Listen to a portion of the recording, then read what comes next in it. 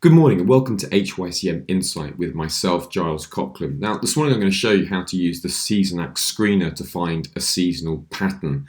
It really is very simple to find stocks entering a strong seasonal period in the coming days. So how does the screener work? Well, just with a couple of clicks, you can generate signals for more than 25,000 individual stocks, currency pairs, indices, as well as commodities that just can be identified within seconds.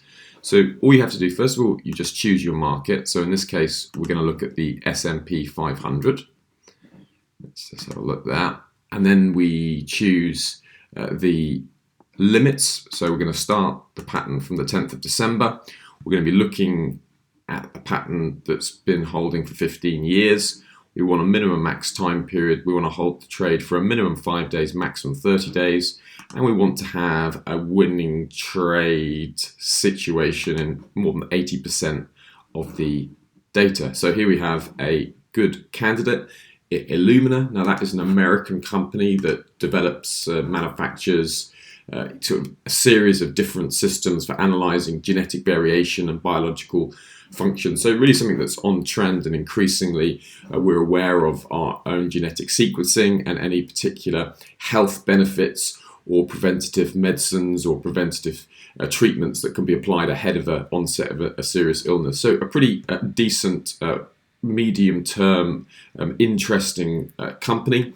So when you've done that, you can just see, look, over the last 15 years, Illumina has gained 85.71% with an average return of 6.81% just over that period of the 10th of December through to 9th of January. Now, HYCM clients can access the Seasonax product in order to analyze over 25,000 different currency pairs, indices, commodities, as well as individual stocks. So all you have to do is contact your account manager and you can get started with the product right away. Now, major trade risks.